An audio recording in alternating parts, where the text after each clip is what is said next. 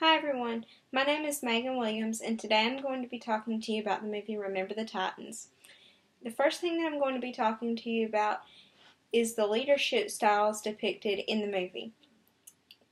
To me, I thought that Coach Boone, played by Denzel Washington, had an authoritative leadership style, while Coach Yost had a more delegative style. I think that the two styles really complemented each other because mainly of the social climate at the time. It was very tense, to say the least. And the two working together using their respective styles really helped to give the team a sense of unity. And I think that Coach Boone, with his authoritative style, was more of a backbone, and he really gave the team a boundary for where they needed to be, and he showed them exactly what they needed to do. He told them what they needed to do and when they needed to do it. And Coach Yost was more flexible sometimes, and he worked to give the team a little bit of freedom in their decisions, and I think that they complemented each other really well. And I think that Coach Boone needed to be strong and authoritative at that time because of all of the issues that they were dealing with, and he needed to show the team that he was a strong leader and he could hold his own. While Coach Yost, although he was also a strong leader, he needed to show the team that he was willing to listen as well, and that he could talk to Coach Boone, and sometimes he could defend the teammates or whatever the situation needed to be, which I think worked very well. According to the Kelly followership styles, the scene that I chose was actually very early in the movie when the team is getting ready to go on the bus and go to their football camp.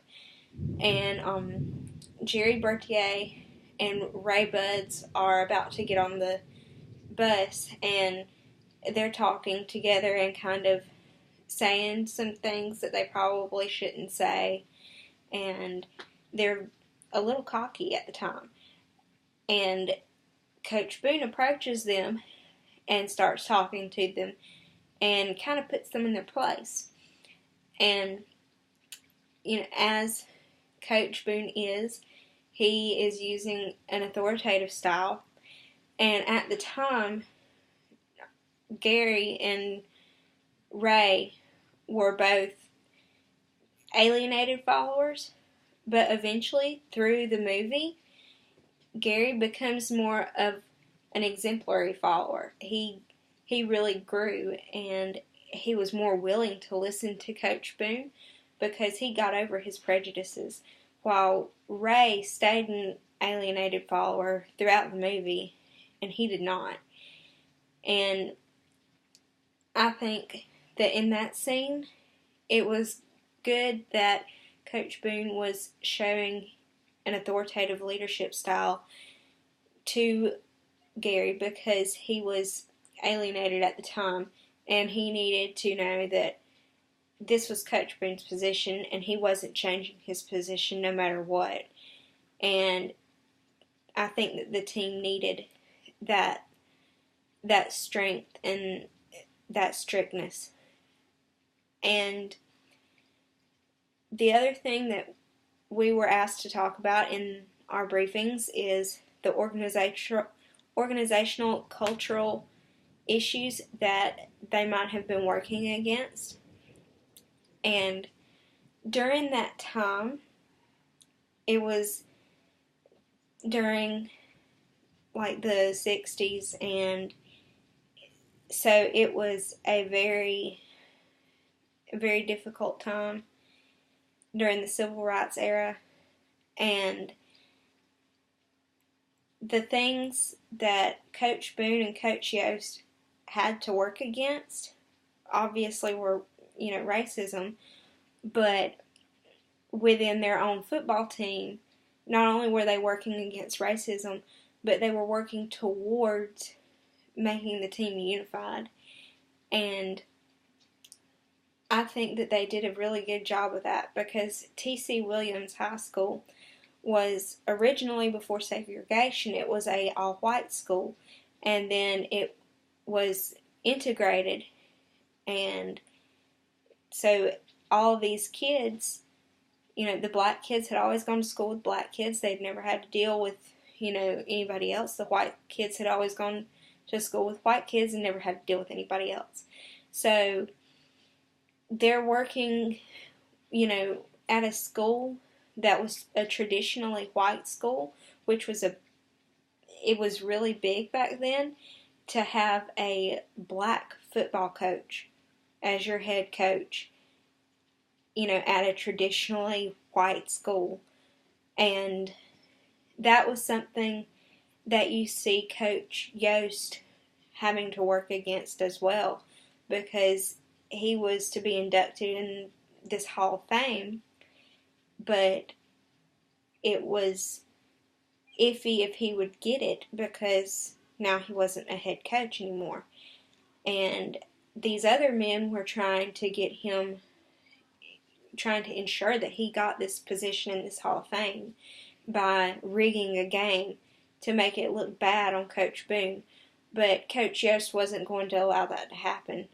And he was willing to sacrifice his position in the Hall of Fame to, help this other person out, because he didn't feel that it was right to sacrifice his football team winning their season and maybe going to state just so that he got glory.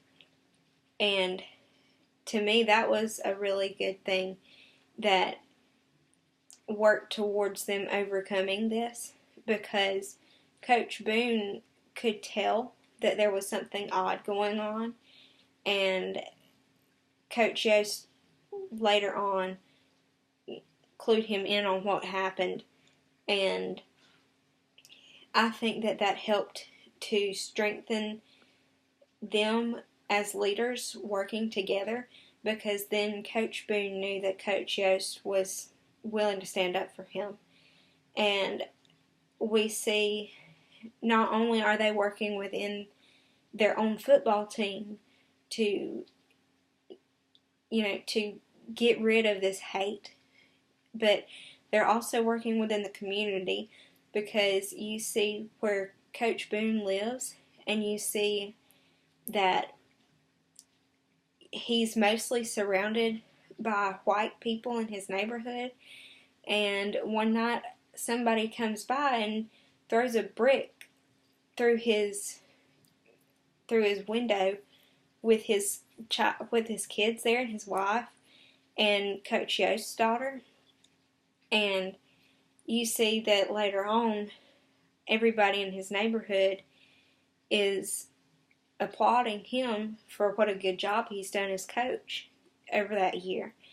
And so they were not only working against this hate and racism within their team and working to unify their team, but they were working in their community to help unify the community, and they were working to, get rid of this hate in their community and get rid of this prejudice, and show them that,